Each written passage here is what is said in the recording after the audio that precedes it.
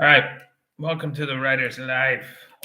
Pleasure with the sight, sound, smells, taste of my particular writer's life. Excuse me, and where you get the truth. So subscribe if you haven't already. Punch the like button and um, hit that bell for notifications so that you don't miss out on one exciting video.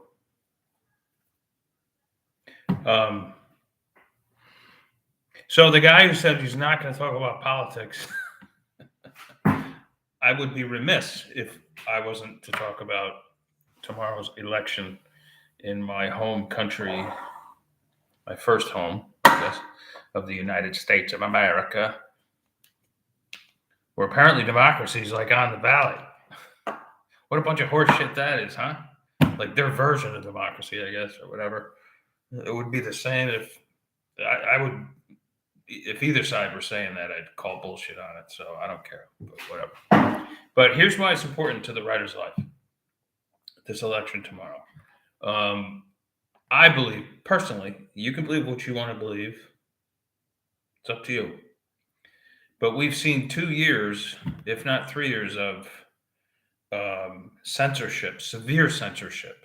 It started off slowly, and then it sort of trickled, and then it sort of started pouring down like a faucet. And then, like, before you know it, these social media companies in San Francisco, go figure, in Silicon Valley, one of the wealthiest places in the world. Actually, I love San Francisco, by the way. Did I tell you the last time I was there? It was a while ago now. I love fish and chips, right? I love going down there to the wharf and getting the fish and chips. And I think that is one of the best things you can do in San Francisco. If you ever go, do that. And not a pelican, but a seagull stole the whole thing right out of my hands. I mean, it was like holding it. I was like, oh my God.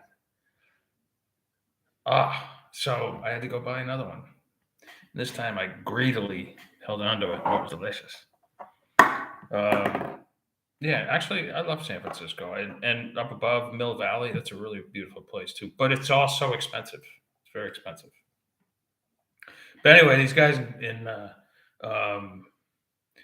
Silicon Valley were kind of hooking up with the government and censoring things, which ain't good. It ain't good for writers. You need to be able to write what you want to write, how you want to write it, when you want to write it, and you need to publish it. And if the person reading it doesn't agree with it, you don't have to agree with it.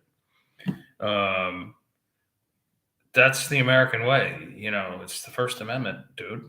And First Amendment, free speech and all that. I strongly believe that if we stay on the same path that we've been on for a couple of years, the First Amendment goes kaput. And, I'm also a believer in the Second Amendment responsibly. I'm not one of those guys who thinks like anybody should just be able to go to the store and pick up a firearm. I think you should have to go through background checks. See, I'm like that. This is when you're an independent and a libertarian like I am. It's kind of like I'm not supposed to be talking about this stuff. I just did a video on this where I was like, stay away from politics. But anyway, I can't avoid it today. Anyway, but when you're like I am, it's like you believe in like the littlest government intervention possible, the littlest government involvement, and the smallest government. We should be there to protect the people with an army and all that sort of stuff. And we should have police and all that. But we also believe in like saving the climate and saving the whales and pro-choice to a point. So like, we how did Norman Mailer put it? Because I'm similar to him. He said he was a conservative liberal. And I guess that makes sense because, like, after all, I'm an artist. I'm in the arts. So I don't I don't believe in being radically one way or radically on the other. But what has happened is one party in particular really has gone to the radical other side, and it's affecting the country big time. Um, and I say this as I sit inside a beautiful apartment in Italy.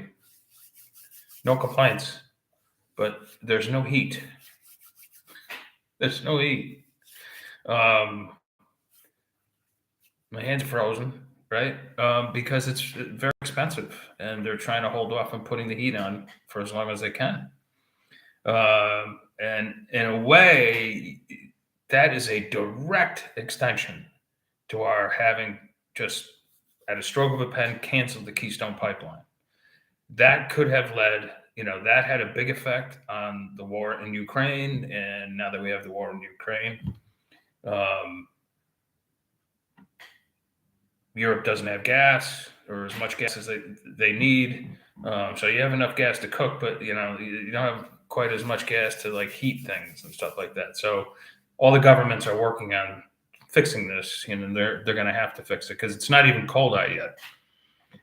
Gets cold at night, and then the cold stays inside the house.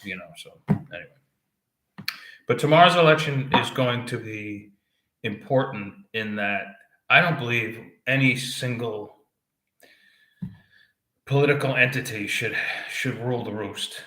I totally believe that there should be a checks and balances, that it should be shared. There should be arguments on both sides, and there should be common sense. We haven't had common sense in the longest time. We have censorship.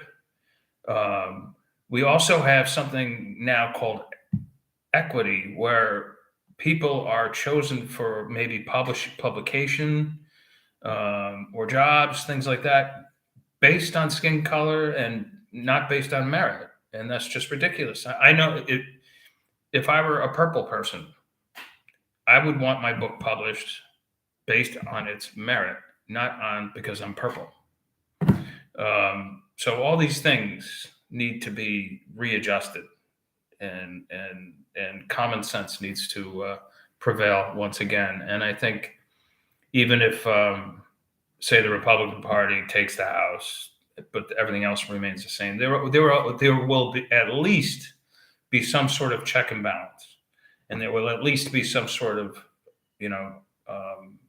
mature argument on each side. And I do believe that any sort of radical feelings on both sides will start moving a little bit more towards the middle. And maybe we can see some sanity again. Wouldn't that be nice? All right, you guys, that's all I had to say. Again, I don't want to do the political thing because, whatever, but I just did. But tomorrow's an important day, so, and it's going to come to me faster than it's going to come to you if you're in the United States watching this. So, all right. I got to go out and do grocery shopping. I got to go to the bank. And I will talk to you guys tomorrow on the big election day, November? Yeah, November 8th. Ciao, ciao.